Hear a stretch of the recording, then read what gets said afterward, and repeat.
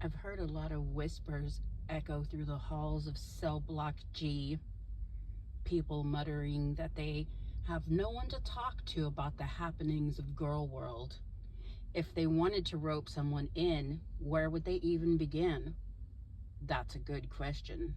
I'm asking myself this as I sit on my break in the prison yard, watching shadows crawl across the razor wire. I don't really watch reality shows. I don't watch much outside of horror flicks, interrogation tapes, parole board hearings, and the occasional reactor dissecting girl world content like a coroner with a fresh one. Girl world is my vice. One could say it's my forbidden fruit. It's a dumpster fire burning in the darkest corner of the internet, and I can't look away, as if I'd even want to. It satisfies the petty part of me, the part that would rather haunt the halls than haunt real people. I've always worked jobs that demand empathy and compassion, finding resources for lost souls. But there's another side of me, a side that thrives in the shadows, a side that's petty and unforgiving when it comes to certain behaviors. That's where Girl World comes in. If you didn't know better, you'd think we were mocking these creatures because they're large. That's not true. If these bloopies were kind, I'd have nothing to say. But they're not kind. They're monsters in human skin. Let's start with the queen of the cell block, Bloopy Lynn Bloop. When I first stumbled upon her, she seemed quite sweet. Quirky, silly, like the girl next door who might bake cookies for the warden. Her channel began as health and wellness. We're going to call it that because the tubes don't really like us to say certain things. So we're going to call it health and wellness. A bright promise in a dark world. But instead of shrinking, she grew. Over the years, she packed on over 200 bloops, like a creature feeding before hibernation. And she didn't hide it, she flaunted it, stuffing grotesque amounts of food and substance on camera, defying the sacred laws of the tubes, where she sits staring into the abyss, mocking her live stream attendees, hair in a boop-shaped bun, eyeliner drawn on so sharp she could slice bread.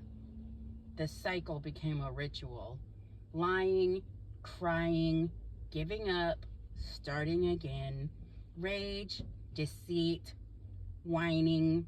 It happened so often that diagrams of her descent exist, like occult symbols etched in the margins of forbidden books. I mixed Sephora and forbidden. I think my mind wants makeup. Anyways, but that's not the worst part. The worst part is how she treats her companions, girlfriends, and animals alike.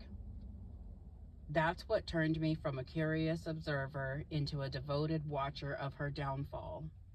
It's all documented, archived like evidence in a cold case file.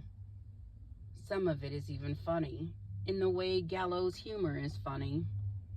Bloopy Lynn calls us haters, but the truth, most of us were once believers. We thought she was a sweet young woman. We thought she'd escape the darkness, but she didn't. She became the darkness. And now we watch from the yard, from the shadows, from the cell block of Girl World. On camera and in the shadows, lying and denying and stuffing, as if we can't see the truth unfolding before our very own eyes. Then there's Bloopy Bloopy, 3 years ago, Bloopy Bloopy actually allegedly, let's say allegedly, married a man and vanished into the desert sands of Kuwait. Seems harmless enough, right? Wrong.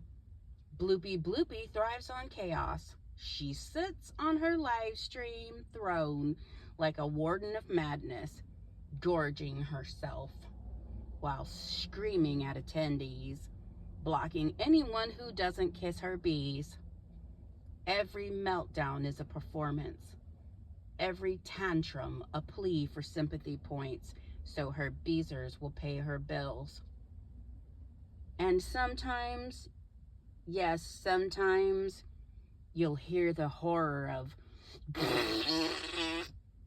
and then she giggles and laughs as she squeezes and tubbies her way down the hall and into a restroom. So gross. Fast forward 3 years. The prison gates creak open. Bloopy begged the Beezers to help her escape Syria and return to Canada so she could beeze in peace. They paid her. Now she's back, crying daily, setting the stage for her next act, crawling back to her husband if she can find a way to make him feel sorry enough to take her back. The cycle never ends. It's a horror show with no credits, no mercy, and no exit. Welcome to Gorlworld Prison, where the screams echo through live streams. The lies drip like melted ice cream from the walls. And every cell holds a story darker than the last.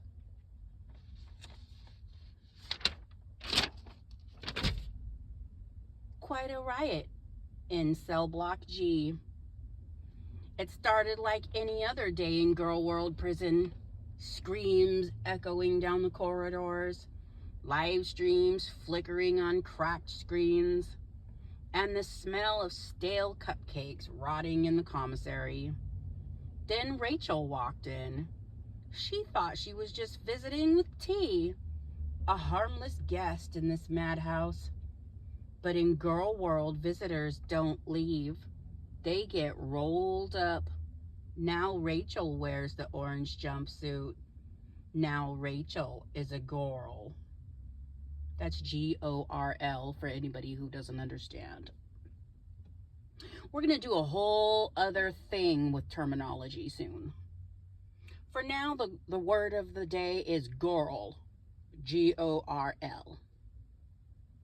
But before Rachel's fall, there was Tommy, better known as Tomalee. We're going to call her Tomalee. She was introduced to us as Tomalee. And that's what we're going to stick to, because I don't want to spend another decade of my life going in and out of court for something stupid.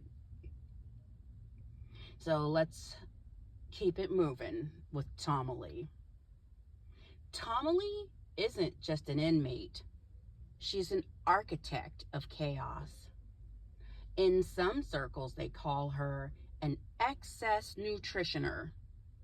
You won't find that term in any dictionary, but trust me, it exists.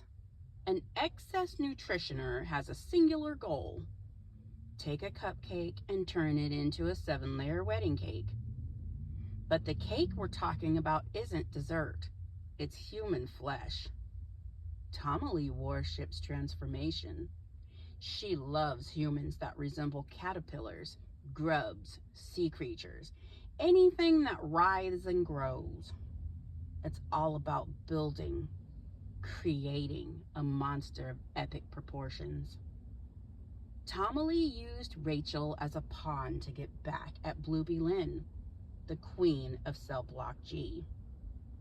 It was supposed to be revenge. Instead, it became a riot, a horror show, a dumpster fire that we're all watching from the shadows, grinning like demons, and this is only the beginning. Phase 1 of getting a newbie engrossed in Gorlworld. While on a long, boring car ride, listen to your favorite reactor. The reactors sound crazier than they look. That's how I caught my fish. And that's how you're going to catch yours. Good luck.